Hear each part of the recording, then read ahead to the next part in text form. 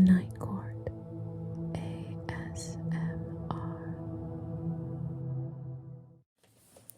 Hello, darling, and welcome to the Night Court.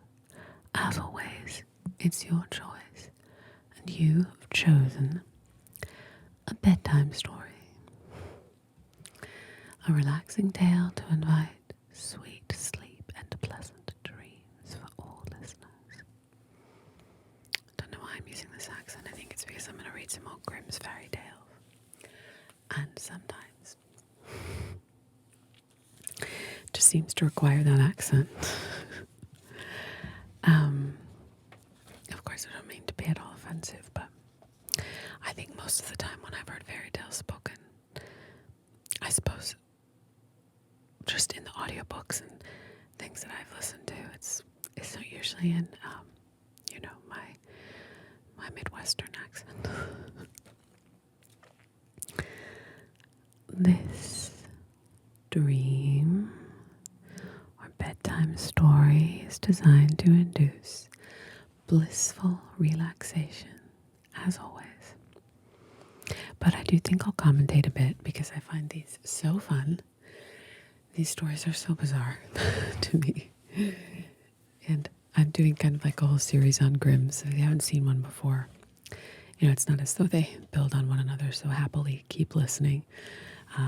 Skip around if you're interested in, certain things more than others, but I just think that they're fun to read because we know so many versions of these stories, but when you read the original versions, sometimes they're just so bizarre. I'm not always clear on what lessons these are trying to teach. Perhaps you can tell me. I remember this next story only vaguely, but let's read it and see how I feel afterward. The 12 Brothers. This book itself does make for very nice tapping. A very nice cover.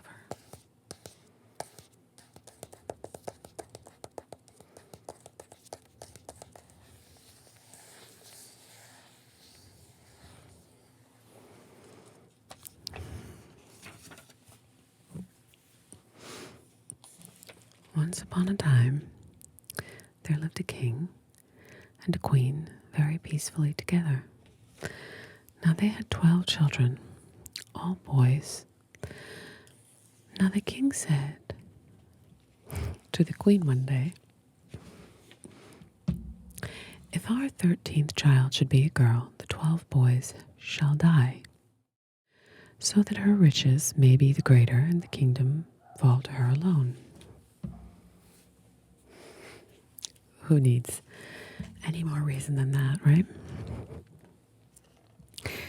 If our 13th child should be a girl, the 12 boys shall die. No, there's no explanation apart from that. Okay. Then he caused 12 coffins to be made, and they were filled with shavings and a little pillow laid in each. And they were brought and put in a locked-up room, and the king gave the key to the queen and told her to say nothing about it to anyone. But the mother sat the whole day sorrowing. I should hope so that her youngest son, who never left her and to whom she had given the Bible name Benjamin, said to her, "Dear mother, why are you so sad?"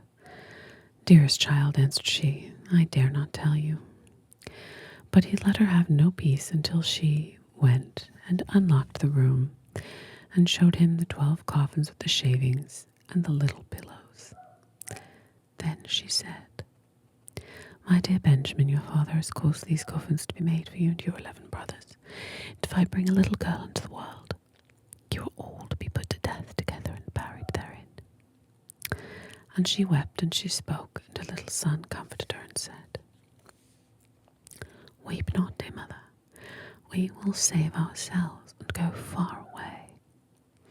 Then she answered, "Yes, go with your 11 brothers out into the world, and let one of you always sit on top of the highest tree that can be found, and keep watch upon the tower of the castle.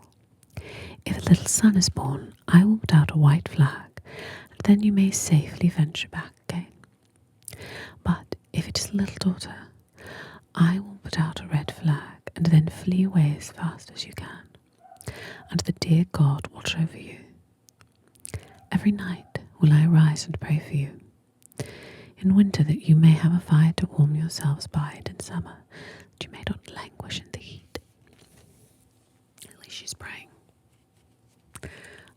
After that, when she had given her sons her blessing, they went away out into the world. One after another kept watch, sitting on the highest oak tree, looking towards the towers. When 11 days had passed and Benjamin's turn came, he saw a flag put out, but it was not white, but blood red, to warn them that they were to die. When the brothers knew this, they became angry, saying, "Shall we suffer death because of a girl? We swear to be revenged. Wherever we find a girl, we shall shed her blood." That's crazy. Any girl.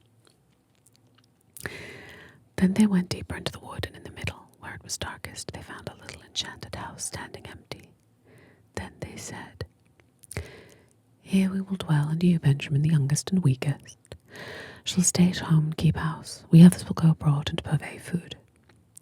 Then they went into the wood and caught hares, wild roes, birds and pigeons, and whatever else it was good to eat, and brought them to Benjamin for him to cook and make ready to satisfy their hunger.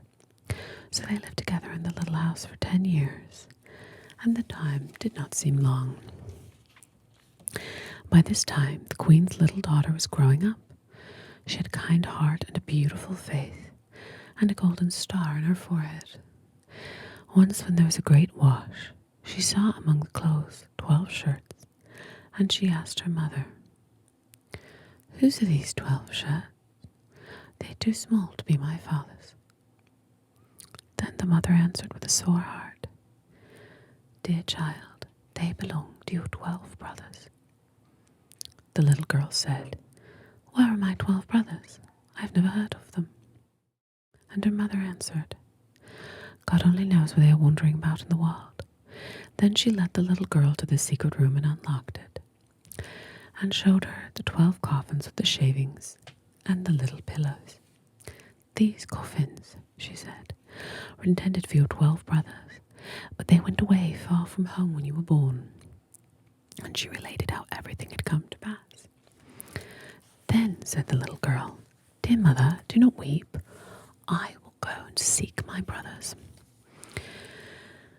So she took the 12 shirts and went far and wide into the great forest. The days sped on, and in the evening she came to the enchanted house. She went in and found a youth, who asked, "Whence do you come, and what do you want?"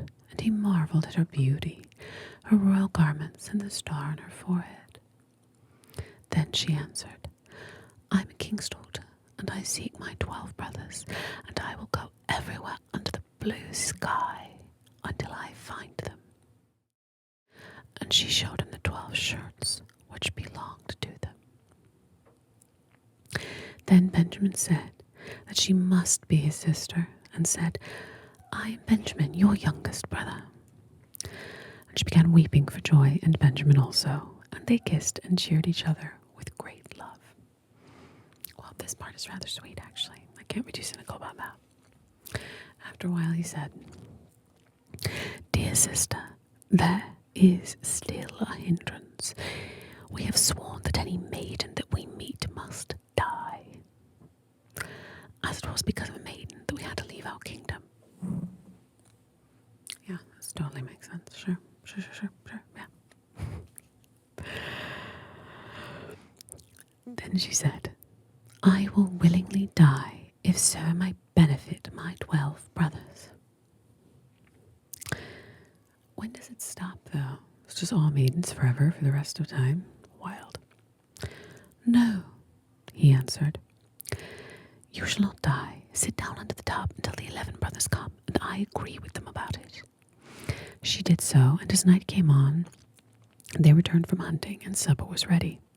And as they were sitting at table eating, they asked, oh, what did they ask? Anticipating.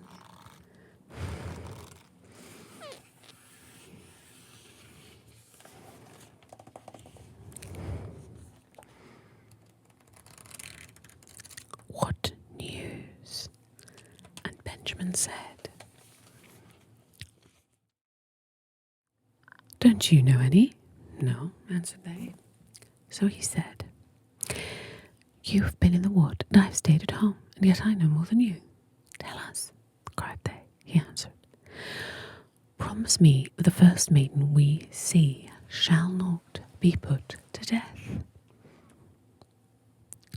"Yes, we promise," cried they all. "She shall have mercy. Now tell us." Wow, they are so desperate for gossip.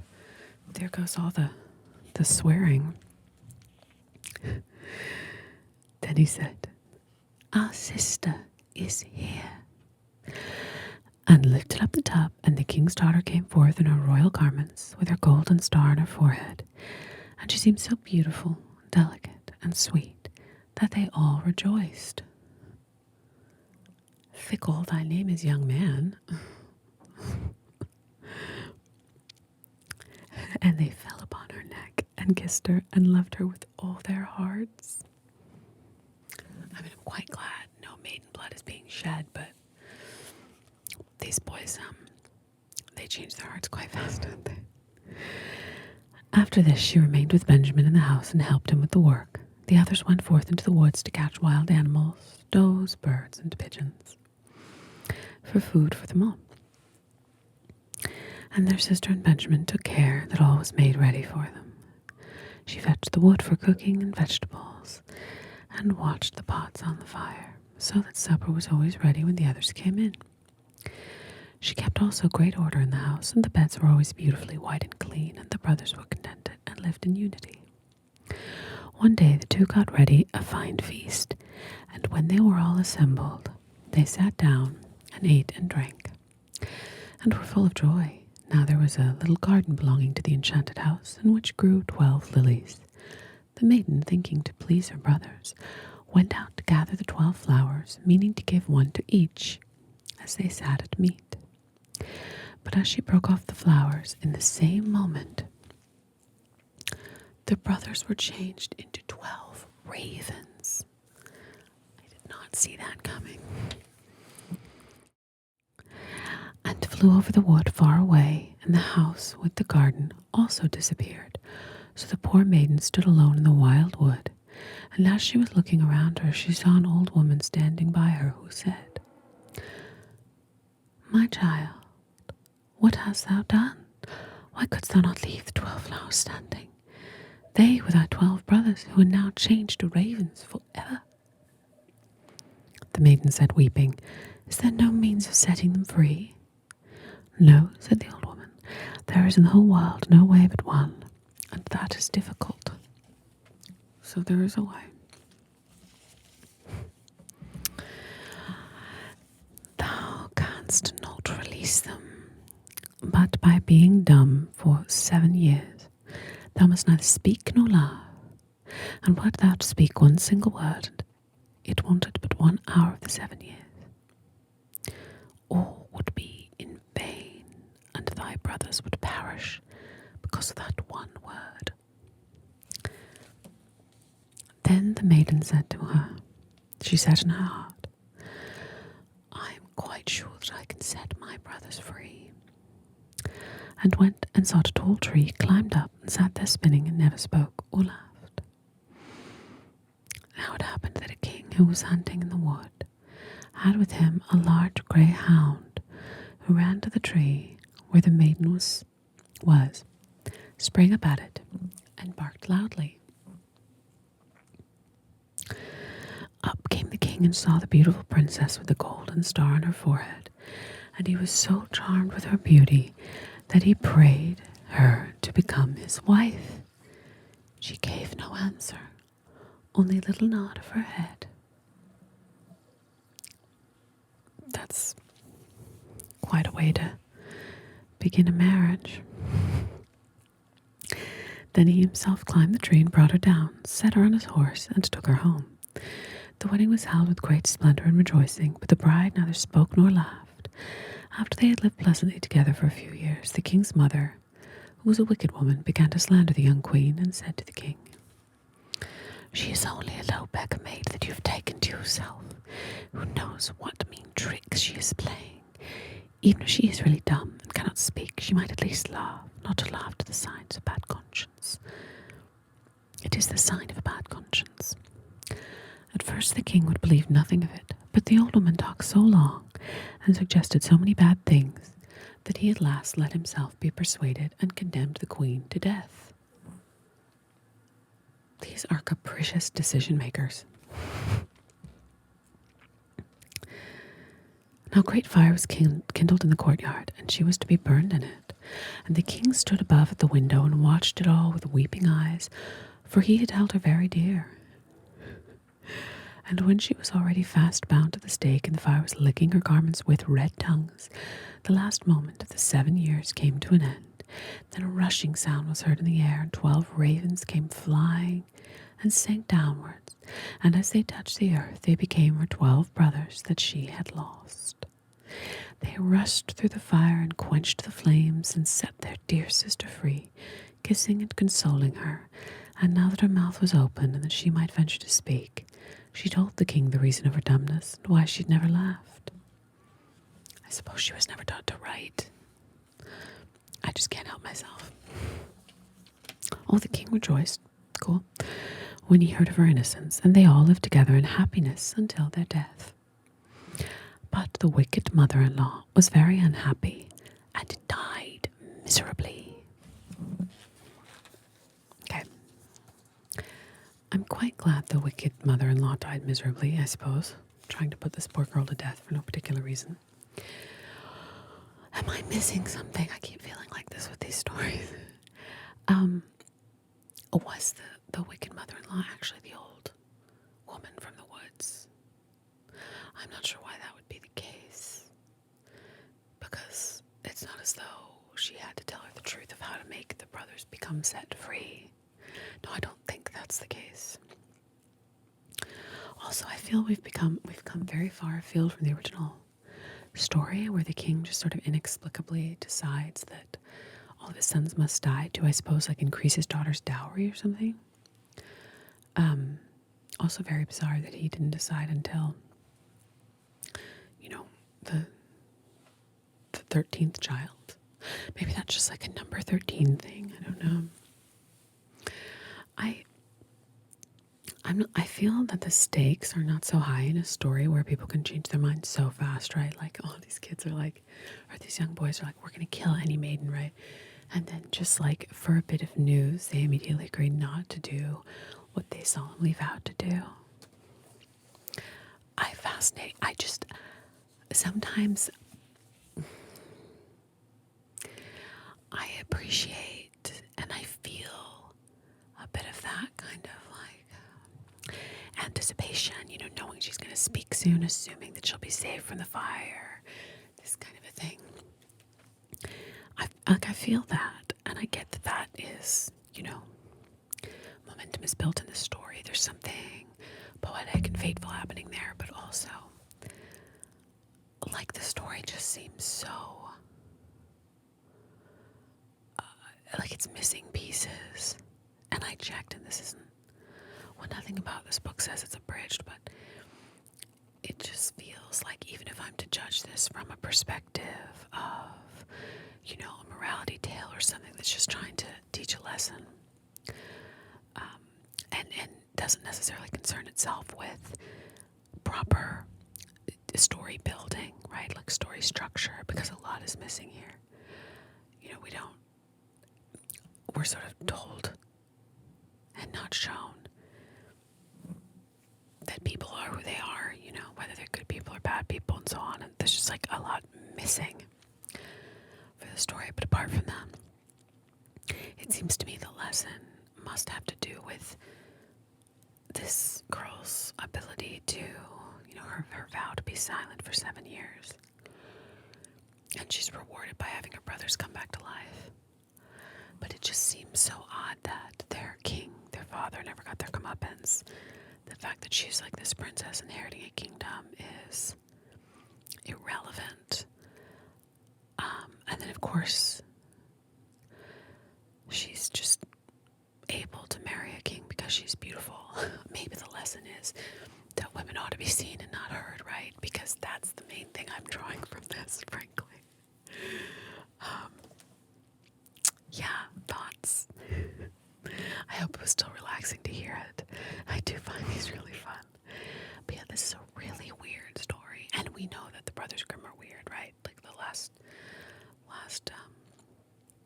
video I did, I read from the jacket, and at the time they were not all well received. They wrote a ton more than they published. Or in any case, I think they published over like 200 stories, but they wrote a lot more than the ones that sort of ended up in modern memory and modern consciousness. 211 stories have been published. No, okay, around 170 of their 211 stories underwent publication. So, fascinating, truly, and quite tingly.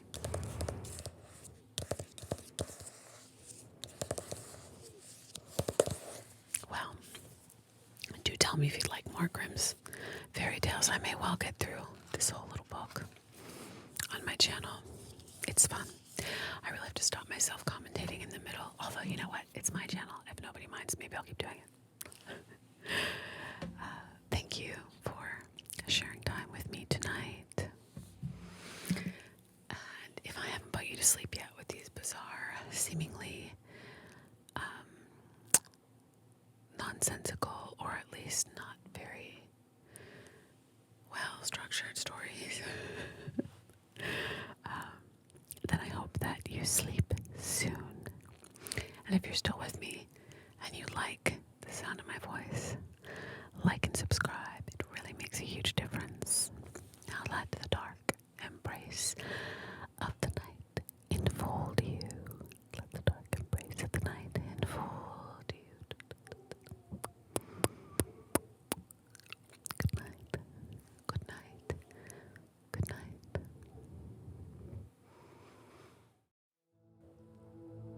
The night